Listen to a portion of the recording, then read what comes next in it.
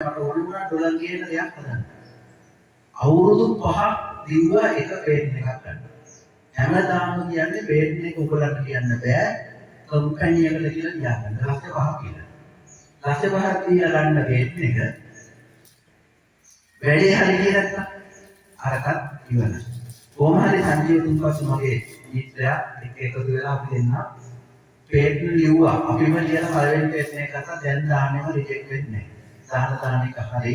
හැබැයි ඒගොල්ලෝ දැන් ගිය අවුරුද්දේ අභිෂාන්ත මහත්තයා අපි එක හදපු නිර්මාණයක් අරගෙන ගිහිල්ලා ගිය අවුරුද්දේ ජූනි මාසේ අපි පේටන් එකට බාර දෙනවා. මේ අවුරුද්දේ මම ඉතුරු 7ක් දැම්මා. ඒ 7 දාන්න ගිහින් බලුණා අර සර්ච් කරලා නැහැ.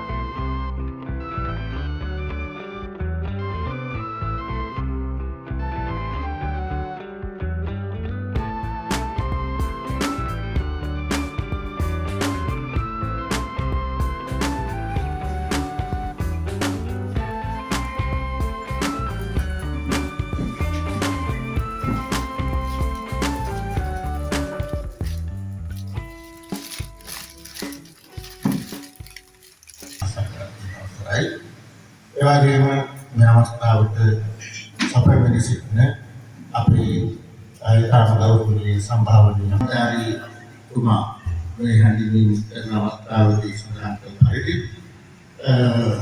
ලෝකයා බලාපොරොත්තු වෙන කාර්යවපු දෙයක් අද මේ සමාජයට පළමුවෙන් ලැබෙන අවස්ථාව.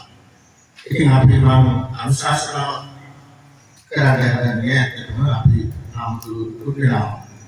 අපෝම කවුරුයි අපි බොහොම ආදරෙන් අපි ආශිර්වාද කරන්නයි මේ නව නිර්මාණයකට ඒ වගේ මේ මෙලවට දායාද කරන අපේ වෛද්‍ය සුජීවි සිංහතුමාට ඒ වගේ විශේෂයෙන්ම නැටෙන්නට ලැබුණා.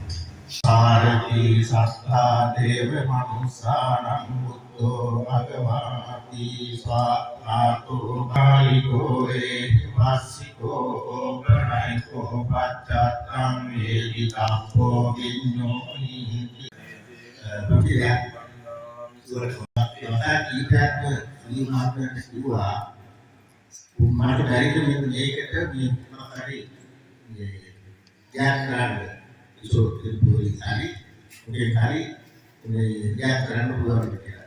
ඒ කියනවා බලමු පිටේම ඉතියා. ඉතින් ඔබ සමහර උත්කලාදී කියනවා. මම හිතනවා මට විතරයි කියන්නේ කියලා. ඔබ බ්ලැක් ඇන්ඩ් කියනවා. ලාස්ට් අර ලොකු හාමුදුරන් වහන්සේ සිහිපත් කළා වගේ මේ මිනිසුන්ගේ ජීවිත සුවපත් කරන්නට මේ සුජීව වීරසිංහ මහත්මයා නම් ඉතාම වැදගත් ආර්යයකට මුල කරන අවස්ථාව. මේ මෙතුමා පිළිබඳව වචනයක් දෙකක් සිහිපත් කරනවා නම් අපි කුංචි අවදී ඉඳලා මෙතුමා අපි ඇසුරු කරනවා අපේ දායක සීමාවේ දායක මහතුරු හැටියට දහම් පාසලේ ආචාර්යවරයෙකු හැටියට ඔබ විහාරස්ථානයත් එක්ක ලොකු සමගියාවක් මෙතුමා තුළ පවතිනවා. අද දවසේ මේ යම් හඳුන්වා දීමක් සිදු කරනවා. ලොකුහාමුදුරුවෝ සිහිපත් කරා වගේ මේ ලෝකයේ මිනිස්සු ගැටිලා අවසානයේ මානසිකයේ යම් මානසික විවේකයක් තියෙනවා නම් ඒ තමයි කොතනද අපි නිදාගන්නේ කියලා. ඒ නිදාගන්න තැන සුවසේ නිදාගන්නට යමක් හඳුන්වා දීම කියලා කියන්නේ මේ උපකාරණය මේ මිනිස්සු අතරට ගියාම මේ මිනිස්සුන්ගේ ජීවිත කොතරම්ම සැනසෙනවද කියන කාරණාව එවැනි තත්ත්වයන් වලට පසු වෙන ලක් වෙලා ඉන්න මිනිස්සුන්ට තමයි ඒක මහතුරුනේ දැනෙන්නේ. ඊට තියා වෙනම ඊළා ගන්න වෙනම කාමරවල. මොකද හේතුව තමන්ගේ අනික් කෙනා පාර්ට්නර් ගොරවන එක අනික් කෙනාට දරා ගන්න බැහැ. සමහර කාන්තාවෝ අර මහත්තයා කරන එක ඉවසගෙන ඔළුව හදා ඒ වෙනම නැහැ. මේක තමයි ලංකාවේ ඇත්ත. ඒ වගේම තමයි මේ ගොරවන කියන එක සාමාන්‍ය දෙයක් කියලා අපි හිතාගෙන ඉන්නවා. නෑ සාමාන්‍ය දෙයක් නෙමෙයි මේක රෝග ලක්ෂණයක්. ස්ලීප් ඇප්නියා කියලා දරුණු ලෙඩක්. මේකෙන් මිනිස්සු මැරෙනවා. මේකේ වෙන්නේ හුස්ම හිර වෙනවා. ඉතින් ඕගොල්ලෝ පොඩ්ඩක් බලන්න. ගොරවන කෙනෙක් කියනවා. අහගෙන ඉන්න. ගොරවනකොට පොඩි වෙලාවකට ගොරවන්නේ නැහැ. ඒ නවත්තන්නේ හුස්ම හිර. හුස්ම හිර වෙලා නවත්තනවා. හරියට ගණන් කරොත් 10 සිට 100 දක්වා අපි ලක්තරවල කියන විදිහට 10 සිට 100 දක්වා එක රැයකට හුස්ම හිර වෙනවා. මගේ යාළුවෙක් පරීක්ෂණයක් කරා මැෂින් එකක් තියෙනවා. තාම පරීක්ෂා කරා 78 වතාවක් එක රැයකට. ඉතින් මම නම් වශයෙන් කියන්නේ අපේ උග දෙනෙකුට ප්‍රශ්නේ තියෙනවා.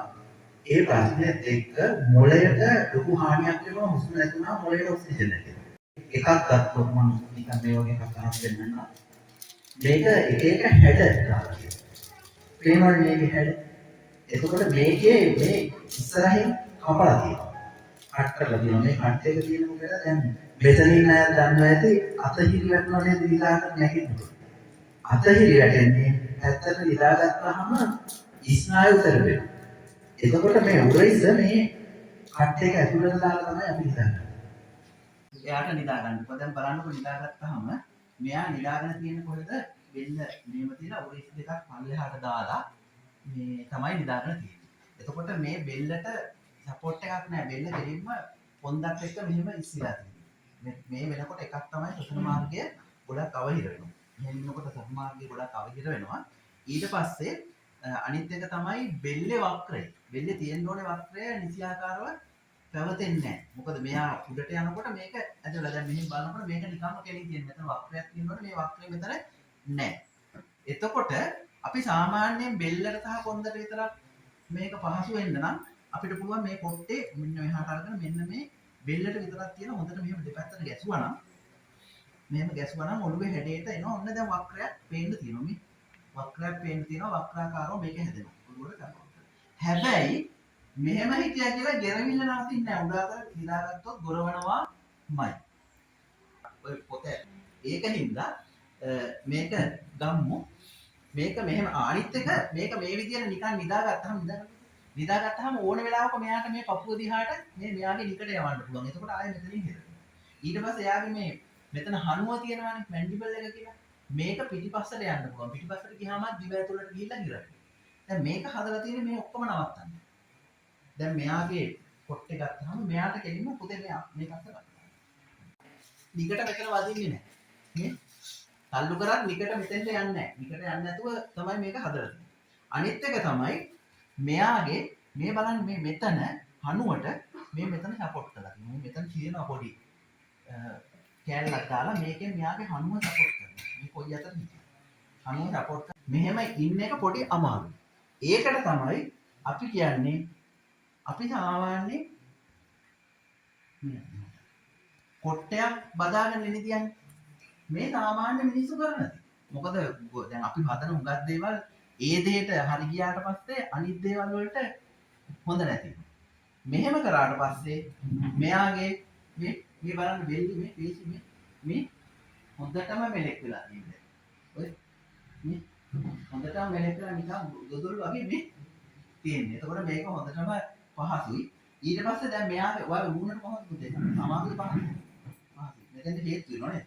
දැන් එයා වෙලා යන්නේ මේ කැලේට හේතු වෙලා ඉන්නේ. දැන් මෙයාව කොයි වෙලේවත් උදාතර හැරෙන්නේ නැහැ. ඔය ස්ලීප් ඇප්නියා තියෙන අය කොච්චර මේක දැම්මත් ඊට පස්සේ අර මැෂින් එක දැම්මත් උඩාතට හැරුණොත් ඒකෙන් වැඩක් නැහැ. මැෂින් එක දැම්මත් උඩාතට හැරුණොත් මේ හානියක් මට ඔය මේක කරන්න ගොඩක් අය උදව් කරා. මගෙන් නෙමෙයි මෙයාගේ. අපි තුන් දෙනා යනවා ප්‍රදර්ශනයකට. යනකොට මගෙන් අපි කතා වෙනවා මේක මේ කූලර් එකක් කියලා. ඉතින් මෙයා මොකද කියන ගමන් කියනවා මේක කූලර් එකක් නෙමෙයි මේක රිලැක්සේෂන් සිස්ටම් එකක්. මේකේ වතුර වැටෙන සද්දය ඇහෙනවා. දිය කඩਿੱත්තක් ළඟ තියෙන වටපිටාව අපිට මෙතන ගෙනත් දෙනවා කියලා මේක වෙනස් කරනවා. මම ඕක තමයි ගිහිල්ලා ඉදිරිපත් කරේ. අතන නිදා ගන්න බෑ. ලක්ෂණට හරි වමට හරි තමයි නිර්දේශ කරන්නේ. අමතර කොට දෙකක් දාන එක හොඳයි.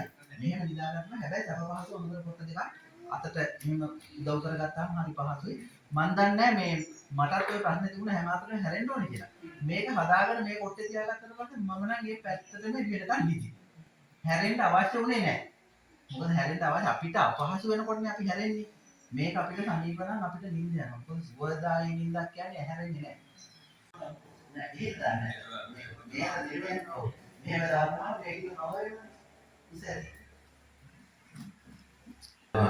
සියලුම රටවල් හදනවා මේ වගේ කොට මේ අනි මේකක් ඇටියෙද ඒ කියන්නේ බෙල්ල මේ ප්‍රෙස් වෙන්නයි ඔළුව රෙස් වෙන්නයි පුලිස් මේ වෙන්නේ හැබැයි එකකවත් ඔය වෙඩිකට පල්ලෙහාට වැටෙන එක මම දැකලා නැහැ මේ වෙන්නේ. ඉතින් මේ මම යුරෝපේ කාලයක් හිටපුවම මම දන්නේ මේ ඔය කොට ගොඩාක් ඒගොල්ලෝ පාවිච්චි කරන උඩට ඔය දිගට පල්ලෙහාට වැටෙන මේක මම දැක්කේ මේ පළවෙනි වතාවට. ඉතින් ඒක කොහොම සාර්ථක මේකක් කියලා මම හිතනවා මේ ඉතින් ඔය අර තව දෙයක් මේ දැන් මේ වෛද්‍ය මතයක් කියනවා මේ වම් පැත්තට හැරිලා නිදා ගන්න ඕනේ. හැම එක්කෙනාටම නෙවෙයි පංගුවක් ඒගොල්ලන්ට විශේෂයෙන් මේ ඔය මේ ආර්ට් එකේ මේ ඒක ආබාධ තියෙන ඒගොල්ලන්ට. ඉතින් ඒගොල්ලෝ මේ ඕකේ දැන් මේ පොට්ටයක් ගත්තොත් එහෙම කෙනෙක් මේ වම් පැත්තට හැරිලා නිදා ගන්න ඕනේ. මේකේ මට දැන් තේරිච්ච හැටියට මේකේ වම් පැත්තට හැරිලා නිදා ගන්න එක කිසි ප්‍රශ්නයක් නෑ මම හිතන්නේ. වම් පැත්තට වත්ව මේක හදලා තියෙනවා. හැබැයි මේකේ ප්‍රයෝජනව ගොඩක් ඉස්සරහට නතු වෙන්නේ. දැන් ඔයා මතුනේ ඒ වගේ එකක්. දැන් අපිට පිටරටවල ගිහිල්ලා ලොකු එක්ස්පීරියන්ස් නැහැනේ. මමත් කියලා තියෙන රටවල් පහක් විතරයි. දැන් මේ ඉන්න ලෝකේ පුරා ඇවිදපු ලෝකේ පුරා හිටපු දෙන්නේ අවුරුදු ගාණක් ලංකාවට වඩා පිටරටවල තමයි ජීවත් වෙලා තියෙන්නේ. ඉතින් එතකොට ඒ කියපු දේවල් එක්ක දැන් හෘදේ යම්කිසි ප්‍රශ්නයක් කියන කෙනෙකුට වුණා. පැත්තට හැදිලා නිදා ගන්න උපදේශ වෛද්‍යවරු දුන්නා නම් ඒකට අවශ්‍ය උපරිම විදියට තමයි මේක නිර්මාණය කරලා තියෙන්නේ. මේකෙදි කිසිම තැනකට හානියක් නොවන විදිහට